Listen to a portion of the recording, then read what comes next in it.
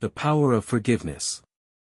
Most people believe forgiveness is about the other person, as if it is something you offer outwardly or a gift you hand over, but forgiveness is rarely about them at all, and if you stay with me until the end of this story, you'll see why forgiveness is one of the quietest yet most powerful changes a person can make in their life. There was a man who carried a quiet anger for many years, not the kind that explodes into arguments or demands attention, but the kind that settles deeply and stays heavy, born from a betrayal that came from someone he trusted completely, a moment that never truly left him because the apology he waited for never came, and although time passed, the pain did not disappear but instead learned how to live inside him. From the outside, his life looked ordinary and stable, as he woke up each morning, went to work, spoke politely, and moved through the world without drawing attention to himself.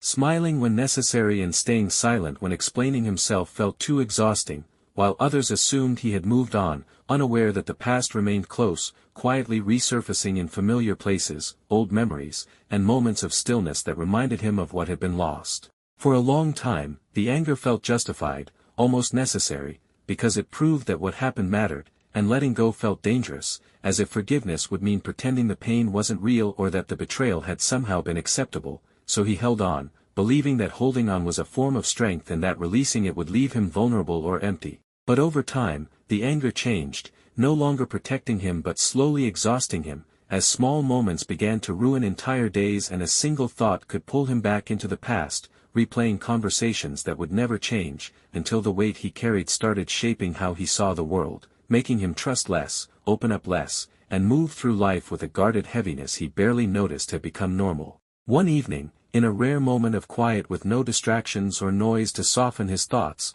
he found himself alone with a simple question that surfaced gently rather than angrily, asking how long he truly wanted to live this way, and although there was no immediate answer, there was a realization that the pain was no longer coming from the past itself but from continuing to carry it every day. Forgiveness did not arrive as a sudden decision or dramatic turning point, but slowly and in fragments, because at first the idea felt deeply unfair, as the wound was real, the damage undeniable, and no apology had ever been offered, leaving him to wonder why he should be the one to let go or do the emotional work when the other person never had. With time, however, his understanding of forgiveness began to shift, as he realized it was not an agreement, not approval, and not an act of forgetting, but simply a refusal to let the past continue demanding his attention and energy, a choice to stop reopening the same wound every time his mind returned to it.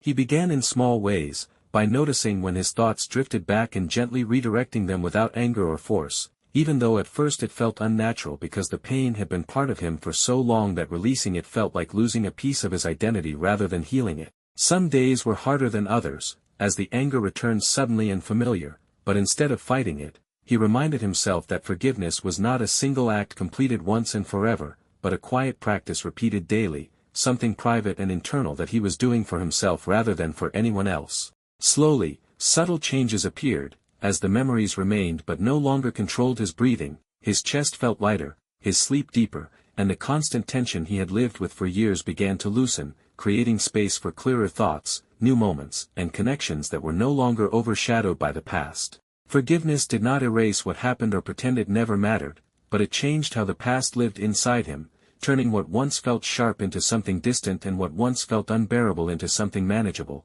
until the anger that once demanded attention began passing quietly, like a thought that no longer required a response. With time, he understood something important, realizing that holding on had never truly been strength but survival, while forgiveness was growth, requiring patience, honesty, and courage, and accepting that although the past could not be changed, the present was still his to shape.